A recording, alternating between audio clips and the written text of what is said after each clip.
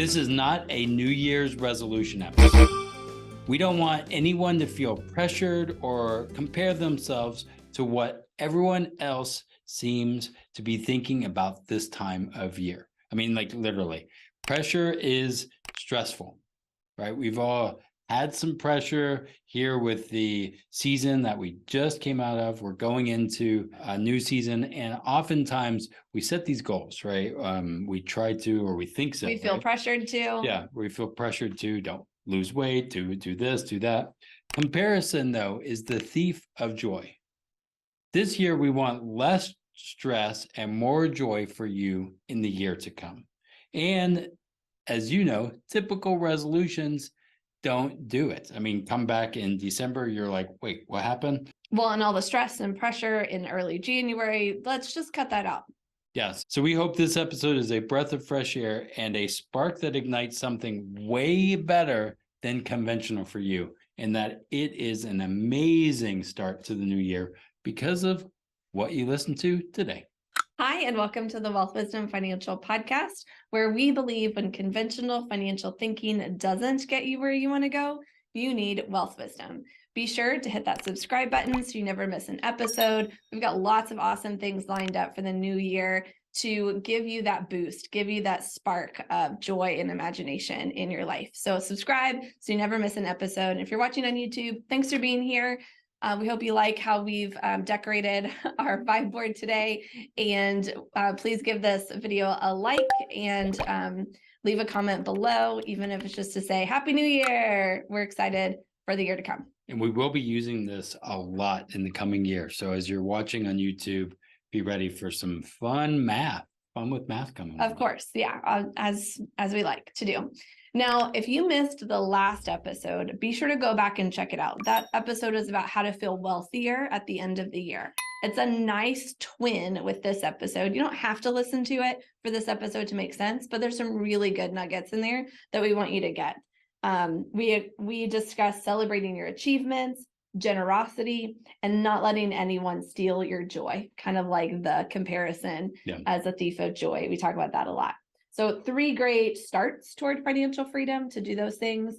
But ending one chapter well helps them set up for an exciting new chapter next. I love when there's like little cliffhangers. If you do the things you talked about in the last episode, you might feel kind of cliffhanger. Now you get to go into what's next. I am reading the Harry Potter books, which is crazy for somebody, I guess, my age. His age, yeah. But I'm reading it and I'm like, oh, look, there's little cliffhangers. I remember from the movies. Here's it is in the book. So it's kind of fun. Yeah. So kind of like the last episode, we have 3 tips for you today to have more financial freedom in the year to come. And have like a joyful way to approach that financial freedom in the year to come. Now, note, we're going to give some examples today, but we're not going to give financial examples. The whole point there is because we don't want you to feel pressured by our examples to do what our examples talk about. Yeah. So earlier in June 2023, we did an episode, What I Learned About Money by Becoming a Runner. And so I'm actually going to use my fitness journey this past year, my health journey, my becoming a runner journey, however you want to call it, as the examples. And then you can use that to apply to money in whatever way is joy giving and not pressure filling for you. Does that sound good? That sounds amazing. Okay. And then be imaginative, be creative in how you apply what we're going to talk about today, so that you do it in a way that you feel really good about and not pressureful about. Deal? Yep. Okay. I am proud of you for the running thing and where you have accomplished. And I didn't do it for you to feel proud of me. But I am. I mean, it's good. Like you've done something and accomplished some cool stuff. It's for you. It's a good thing. Yeah. Well, don't do anything for other people to be proud of you, and including your husband. Okay, I'm not proud of you. No, I'm just saying like that. Yeah. Okay. Before we get into a fight, here's number 1. Lower the bar. Yeah, you heard that right. Lower the bar. Look for the easy button. Make it silly at first, and it as if like maybe you feel like it's not even going to make a difference, that low of a bar. Then you can initiate micro adjustments from there. So what I did back in December, January last year is I just started walking more regularly. And I didn't start running. I walk all the time. I love walking. I could walk 100,000 miles right now. Literally, like I love walking. 500 miles. 500 miles, whatever it is. I'm not I don't get into music. Like that's not my music. Anyway, it was super simple. Kind of seems silly. If I wanted to be a runner, you'd think I'd start with running, but no, I started with walking. It got me moving. It got me into rhythms. I lowered the bar with how I started. I think some of that is just showing up. Lowering the bar may be in anything, just showing up, Yeah. being there. That's 80%, right? Yeah. When I talk about in our small group, men's group, it's just showing up. Lowering the bar is, hey, I may not be sometimes here because I'm still in my bed, but showing up is part of that step. So yeah, I was actually looking back through the Profit First book recently, and in that book, Mike Michalowicz, the author, makes a reference to another book written by, I think, two brothers, the Heath brothers, that's called Switch. And they talk about this idea of lowering the bar in Switch. And actually, if you've ever read Switch, some of what we share today might sound a lot like what they talk about there. Something I'm adding to my reading list in 2024. I haven't read it yet. But this idea of lowering the bar is in that book, as well as number 2 here. You ready for this? Get emotional. Make it emotional. Whatever you're thinking about doing, and when it comes to greater financial freedom, you're gonna have to get emotional in order to get your rational side to go along with the journey and not be co-opted by your emotional side. We are emotional humans. As much as we like to think we're logical, we don't want to admit it, our emotions drive the show. Actually, in that Switch book, they reference some research or some like a way of thinking that our emotions are like the elephant and our rationality is like the rider on the elephant. In that book, they reference a study that talks about how our emotions are like the elephant and our rational side is like the rider of the elephant. As much as we think that the rider is in charge of the elephant can do whatever it wants to do, right? Yeah. And they have to work together. So get angry, get sad, get passionate, whatever emotion is going to help drive you toward the changes you want to make to reach financial freedom, let it happen. Yeah. And in fact, lean into it, connect with how you feel and how you want to feel, get mad that you don't have what you want to have, like all those things, then turn those feelings into fuel to then put into action the things from number 1, where you lowered the bar and you're putting things into action. So for me, I have to be honest, last November, I was talking with a friend of mine who happens to be a personal trainer, and she asked me, what's important to me about being healthy, about living a life. I told her I wanted to become a runner. Like, what did I want running to do for me? And that was super insightful, that I have family history of lots of health problems, and I didn't want to have the same history as some others in my family in terms of how they're not living their best lives into their 60s, 70s, and 80s and beyond. And so I wanted to change that for myself, and getting kind of sad that I could see myself in their shoes if I didn't take actions to live a healthier life. That fueled a lot of my journey. And that was actually a really good thing for me to like recognize. That feeling was already there, but I needed to bring it out and feel it in order to drive what was coming next. Yeah, I was literally just talking this morning to somebody about like having a paid off house or the ability to pay off a house, right? And oftentimes it's not a logical reason, it's an emotional one. And to be aware of our emotions and how that is impacting our financial decisions is really important. But that means we have to reflect internally, know that there's something happening or what it is. And sometimes, again, paying off something or doing something isn't financially, quote unquote, best decision, but it's what brings you joy, what brings you peace, right? And so we want to think about what are those emotions and why. Now, you don't want to just go with I don't know, crazy emotions or thinking that you're The emotion's still the elephant. You don't yeah. let the elephant run wild. Yeah. You still have the rider. Yeah. Yeah, and you still want to make sure that some of the math you want to make sure, but make sure that the math helps with that. And if it's an emotional decision, acknowledge it, go for it, and know, hey, it might be not make you money, but it brings you peace, and that's what we want in this new year. Yeah. So kind of that head heart alignment, moving forward with both working together, right? The rider and the elephant working together is super important. So that's Yep. number 2, get emotional. Number 3 is to make the change you want to see crystal clear. You might be familiar with the idea of SMART goals. You might love them, or you might hate them, or you might be indifferent to them. What is amazing about SMART goals is that they require you to be intentional, to be specific. I think that's the S in SMART, is specific about what you Yep. want, where you've set your sights, what you believe to be super important. For me with running, to help me get crystal clear, it wasn't a set amount of time I wanted to run, a length I wanted to run, how quickly I wanted to run a mile, anything like that. It was, I chose this app and I was going to use this app. And it was, and I would figure out how to use the app, and I would allow that app to move my running journey forward. And being that crystal clear about, here's what I'm choosing, I'm going to follow the program that's here.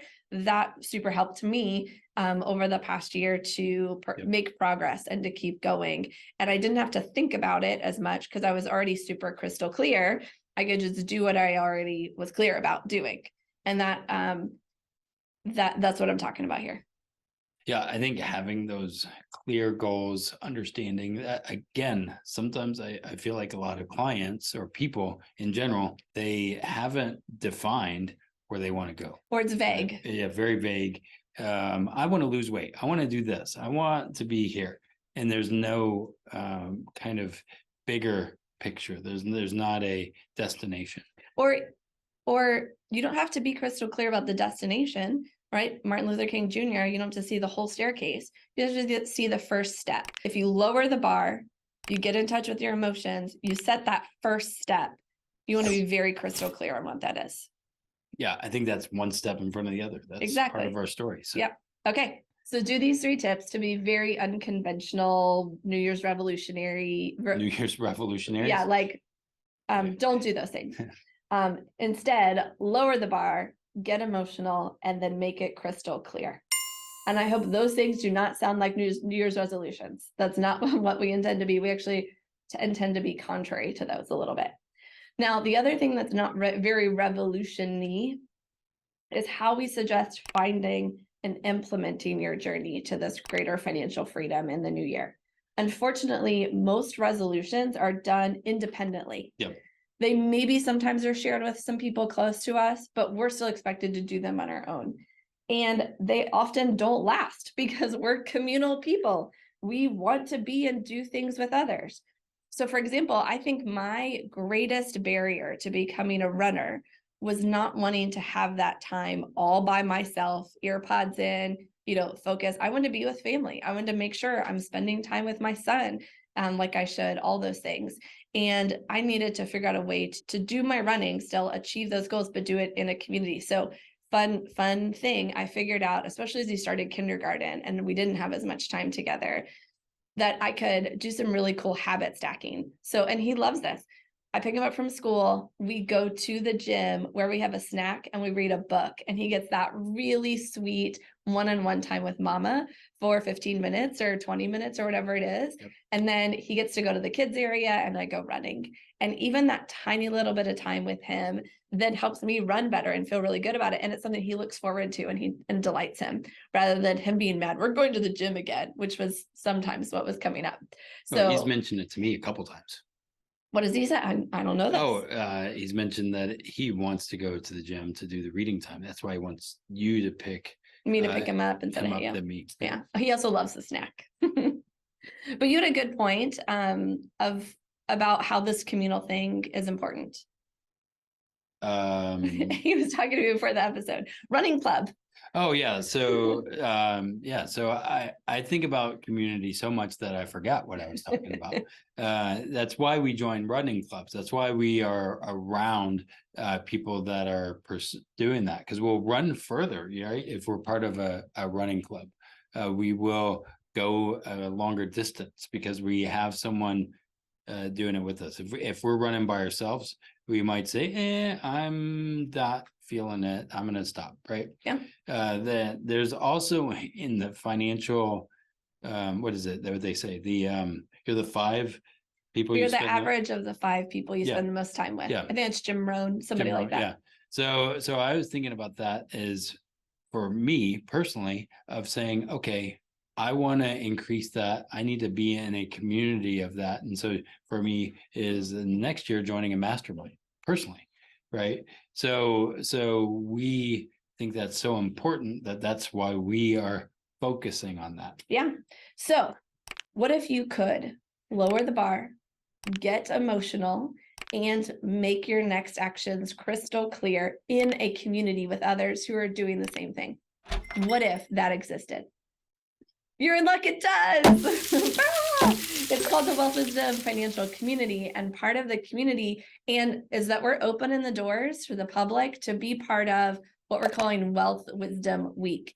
In January, we're going to get together for 5 days to practice some of this stuff together, to unlock some of our emotions, to embrace some of our easy, simple things that lower the bar for us, to be able to share and have some camaraderie together, and then see where it goes after that Wealth Wisdom Week. So we're going to put a link in the show notes. We totally invite you to sign up. You can show up live. We're going to be live on Zoom each day during that week, those 5 days. But we're also going to send out the recordings and then give you a place where you can comment and interact about those recordings with other people. It's totally free. All that it takes is your time commitment to show up, to participate, and to have kind of a financial running club or walking club, something super simple, super easy, something that we hope will encourage you, not just for the year, but for many, many years to come. Yeah. And I do think, again, some of this, the stats are sad in the fact of people being lonely, especially in this time of year, people not having community, even though we have Facebook and we have all these things, but we are isolated. COVID has shown us that, right? So what we want to do is build that in. We want to build community back in. That has been what's transformed us so much. That was part of our old business and in this business as well. And as we grow this, we want to build a community. We are building a community. Yeah. And we have a community. Yeah. And we want to help you not feel so alone in achieving those things and helping you make those little adjustments and whatever needs to happen. So spots are limited. We can only have so many people actually sign up for this and go through it. Go claim your spot today before it starts filling up. It's not for a few weeks when this episode goes live. So if you're catching us a little later, there might still be a chance to go sign up.